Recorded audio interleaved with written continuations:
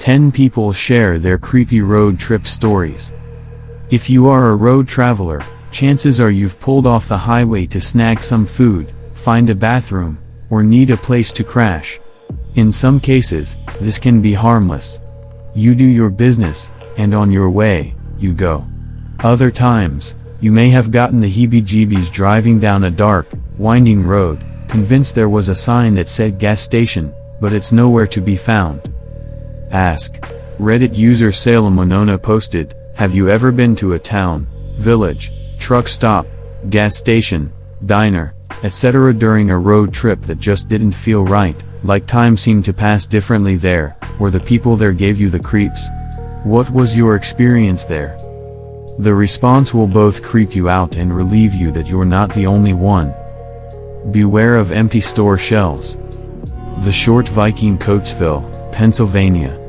I was with a friend who had come up from Mexico, and we were staying a few nights at his grandmother's ranch nearby. Coatesville was the only town around where we could find Mexican ingredients. This is an old steel town that feels post-apocalyptic. Everyone there didn't really seem to be doing anything or going anywhere. It was so creepy. The store we ended up going to had nearly empty shelves, and I think the guys were a bit surprised to see us there. All in all, just very strange and eerie. Man, pancakes, this is my girlfriend's story, but it's kind of up your alley for what you are asking for. My partner went to Florida with her family when she was younger, and they were driving around trying to find some food until they found a Chinese restaurant, and they went in and had some food. There were no other customers, lots of staff, and everyone seemed very tense, but the food was great. They left and had a lovely rest of their day. During breakfast, the next morning they turned on their TV and the news showed the place they had eaten, and they were like, "Wow, look, we went there." Then the story started, and it turns out that no more than 10 minutes after they left, there was a massive shootout, and they all killed one another. It turns out that the ignorant British tourists just sat in between some kind of Asian turf war. Your Airbnb. Sil_7, my boyfriend and I stayed in Melbourne for a few nights. First, Airbnb was practically a small hotel room, so all was well. The second, on the other hand, was advertised as flexible check-in, but the owner wouldn't stop pestering us for the time we were going to be there. We told them it was 8 p.m., and they still kept asking before saying they had to go out and Frank would let us in. We had no mention of this guy before then, but fine, whatever. We ended up missing a few small shows we were eager to go to, so we'd get there earlier, and despite being promised off-street parking, we could only park on the street. It sucked, but no big deal. We'd had a long day and were pretty tired. Then we get to the house. Frank is this tall, thin, muscly older guy who is really intense and has absolutely no chill. Bulging eyes are kind of intense. We were both really uncomfortable from the start, but my boyfriend made small talk and jokes about Sydney versus Melbourne. This guy doesn't like it. To the point where he stopped walking, swung around, and got in my boyfriend's face. Boyfriend de-escalated the situation real quick, and we got to our room and immediately locked the door. We both got some bad vibes from the place and the guy, but we couldn't work out why. We thought we were just tired but kept debating the pros and cons of staying, and the room wasn't helping. It was freshly painted, and the fumes were so strong I was getting a migraine. There was a door to the backyard that was blocked off with a dresser. There was so much dust under the bed it was ridiculous. And then we noticed two things. One was the wooden plank holding up the curtains. It was a big, thick, heavy-looking thing, and it was holding onto the wall by a nail on each side. Half of it had already leaned right off the wall, leaving a huge gap. This was right above the head of the bed. That was it for my boyfriend. He wanted out. This second point was my big thing. The door to the rest of the house had a lock, but there was also a gap between it and the floor. I'm not talking about a small space for air. I'm not talking about fitting a finger underneath. I'm talking big enough for tall, muscly, Big Guy Frank to fit his entire arm under, quiet Christmas town. Our neighborhood which, I was on a road trip on the South Island of New Zealand, and one night at around 9 p.m. I decided to stop in a small town to get some rest. Already while driving into the town, I noticed that there were Christmas decorations everywhere, like decorated trees and plastic Santas, reindeer, etc. Excessive amounts of decorations on the streets and in every window. This wouldn't have been too weird if it hadn't been in the middle of August. But I thought the town was just really dedicated to a specific aesthetic or whatever. I got to the motel and checked in, and the old lady at the front desk was short and rude to me, which I thought was weird because I had experienced people in NZ as really nice and quite chatty, compared to where I come from, lol. She also wouldn't give me the Wi-Fi password, even though they advertised free Wi-Fi. She quite literally told me to piss off and let her get back to her newspaper. After that, I went out, and the whole time I was there, I never saw any people on the street. I went to a diner near the motel, both were also stuffed with Christmas decorations, and had the same experience with the waitress while ordering. She told me they were out of almost everything, and the only thing I was able to get was a cheese sandwich. There were other people in the restaurant who were all eating what I suppose were meals from the menu. They didn't have to order a plain cheese sandwich. While waiting for my food, I noticed that no one in the whole diner was talking, even though there were families and other groups of people. Even the kids ate in silence. Or not really silence, as there was Christmas music blaring. After I was done eating, I just paid and left. I was also the only one leaving. No one in that diner, the whole time I was there, got up to leave, go to the bathroom, or really do anything. They all just sat there. When I left, I felt like they were all starting to poke holes in my back. The whole time I was in that town, I got a feeling that everyone wanted me to leave and that they were somehow angry with me. Shack. Truck Joe. When hitchhiking in the South Island, I got stuck in a town in the middle of nowhere because no one would pick me up.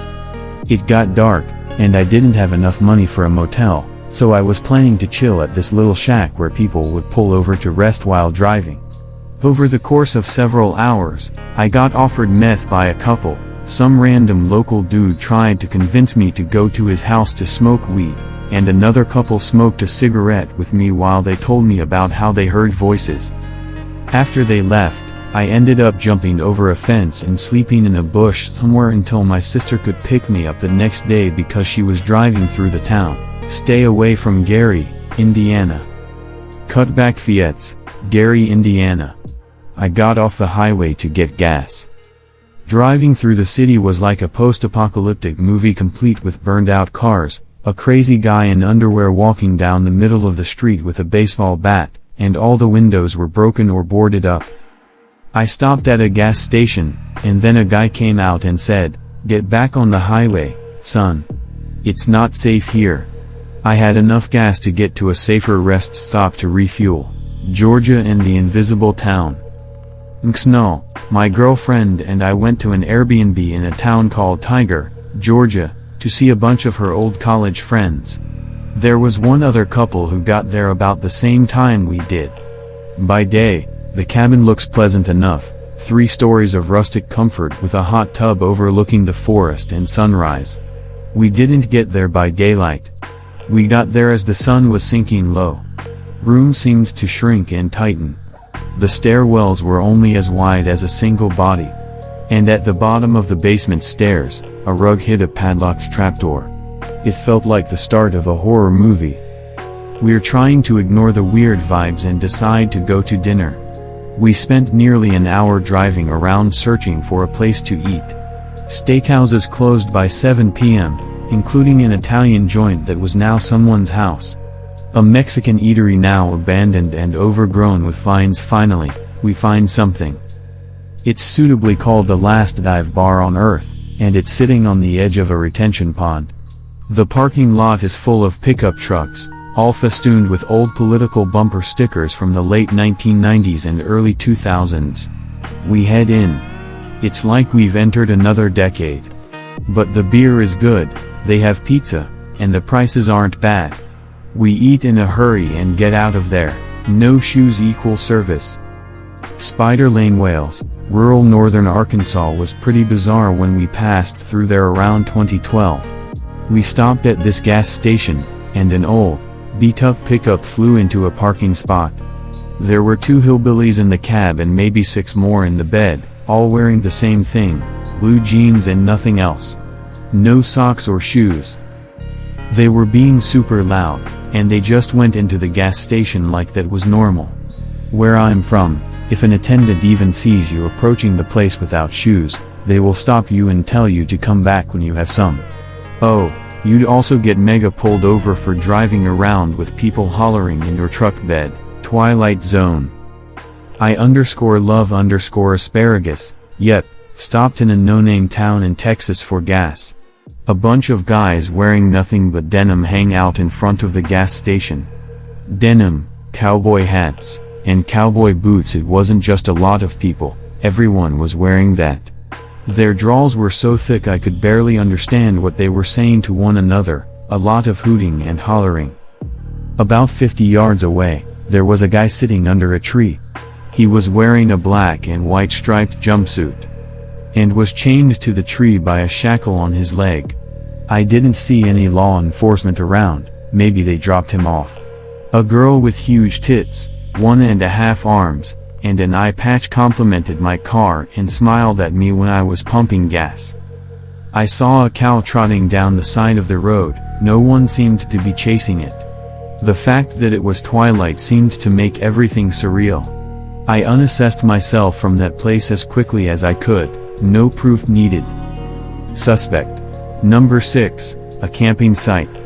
My friend and I took a road trip from Newfoundland to France, camping. First, we stayed at a lovely place near a harbor. After 2 days, we continued and ended up at a small camping site. When registering, we met the custodian. After registration, we already looked at each other but shrugged it off. We set up our tent and went into town to find some food. The town was completely deserted, no people on the street, all blinds closed, hardly any restaurants open, and the eerie feeling came back. We walked back to the camping site, still feeling creeped out, and decided there and then not to sleep there that night. We broke up camp and drove away as fast as we could. The feeling stayed for about 30 minutes. The weird part is that nothing creepy really happened. It was just a gut feeling, something is not right here. Overall, these are some over-the-top creepy experiences and places.